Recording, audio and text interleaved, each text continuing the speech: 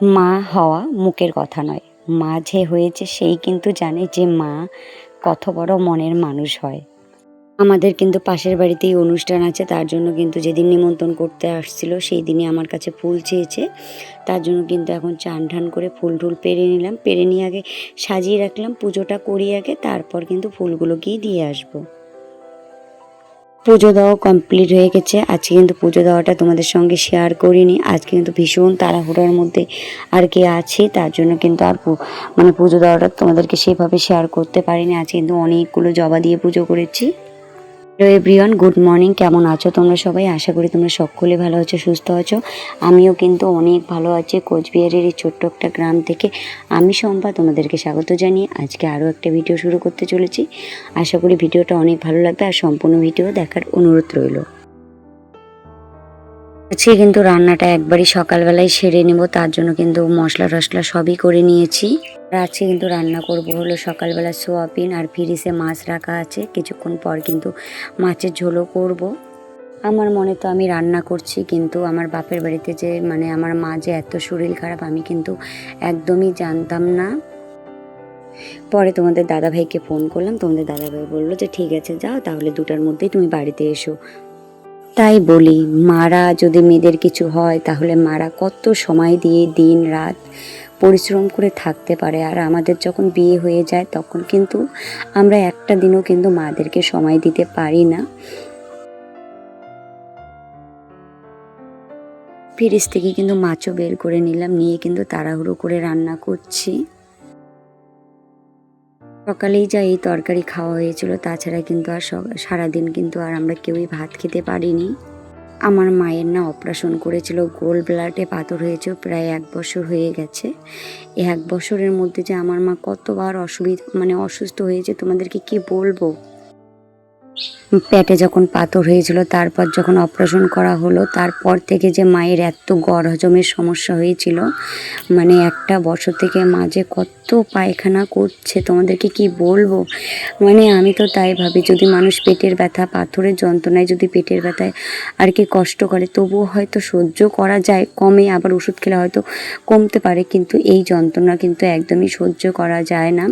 মা কিন্তু সারাদিনে যে কতবার করে পায়খানা করে তোমাদেরকে কি বলবো। যে একটা ভালো মন্দ খাবে সেটাও কিন্তু আর আমার মায়ের মধ্যে আর মা খেতে পারছে না কতদিন ধরে।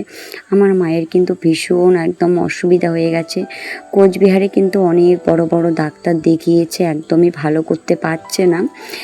যেখানে অপারেশন হয়েছে সেখানেও কিন্তু অনেকবার আর কি ওই ডাক্তারকে দেখানো হয়েছিল, সেই ডাক্তারও কিন্তু কিচ্ছু করতে পারেনি।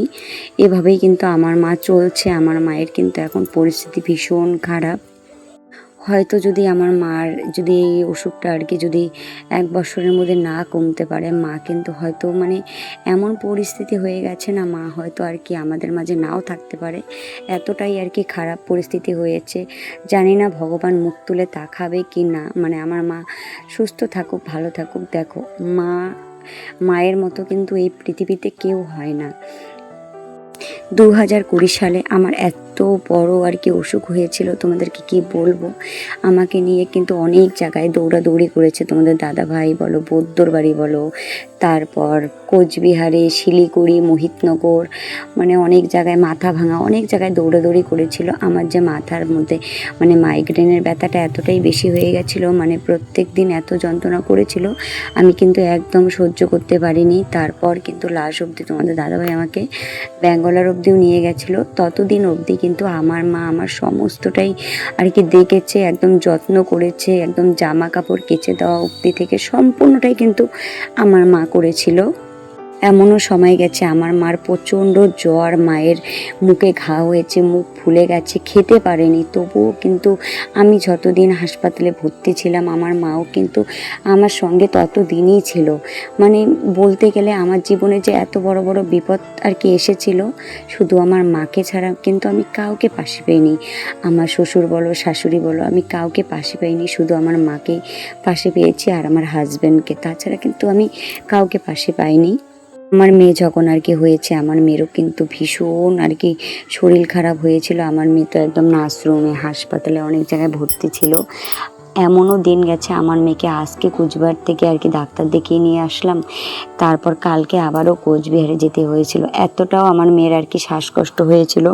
আমার মা কিন্তু নাওয়া খাওয়া বাদ দিয়ে কিন্তু সারাদিন আর কি এসে এসে মানে যখনই ডেকেছি, যদি রাত্রি 2টার দিকেও আর কি আমার মাকে ডেকেছি, আমার মা, তোমরা বিশ্বাস করতে পারবে না, আমার মা কিন্তু রাত 2টার সময় এসে আর কি আমাদেরকে সাহায্য করেছে। মানে কি আর বলবো, কিন্তু মায়েদের মতো কিন্তু কেউ হতে পারবে না। আজকে কিন্তু আমার মায়ের এত শরীর খারাপ, আজকে আমি আমার মাকে হাসপাতালে নিয়ে গেছি, শুধু মানে 12টার দিকে নিয়ে গেছি, শুধু 5টার দিকে বাড়িতে এসেছি। আমি ততক্ষণ মানে সময়ও কিন্তু আমি হাসপাতালে থাকতে পারিনি, এতটাই আর কি কষ্ট লেগেছিল আমার আর কি। আমার একদমই কিন্তু ভালো মানে লাগেনি।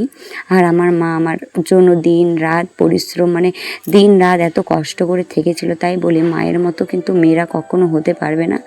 মা শুধু মাই হয়, কিন্তু মেয়ে হয়, মেয়েদের মানে টান থাকে, কিন্তু তবুও আর কি মায়েদের মতো কিন্তু আমরা কখনো করতে পারবো না। তোমাদের দাদাভাই তো বারবার করে ফোন করছিল যে 2টার মধ্যে বাড়িতে আসো। মাকে একা রেখে কীভাবে আসি বলো, ওখানে তো একটা মহিলার দরকার। আমার বড় দিদিকে ফোন করা হয়েছিল, তারপর কিন্তু আমাদের মানে আমার বড় দিদিও আর কি আসতেছিল। ততক্ষণ অবধি তো আমার থাকতেই হবে। তাও তোমাদের দাদাভাইকে বলেছি যে আজকের দিনটা তুমি একটু মেনাজ করে নাও, আমার মায়ের পাশে আমার থাকতেই হবে। তুমি কি করে, মানে আমার শাশুড়ি মাকে আবার ভাত নিয়ে যেতে বলেছি। পরে কিন্তু আমার শাশুড়ি মা আর কি দোকানে ভাত নিয়ে গেছিলো, তবুও তোমাদের দাদাভাইও আর কি খেতে পারেনি। তোমাদের দাদাভাইও আর কালকে বিছানাটা তো গুছিয়ে নিয়েছি, এখন কিন্তু ছোপাটাও গুছিয়ে নিব, তারপর যে বাদ বাকি কাজগুলো আছে সেগুলোই কিন্তু করব।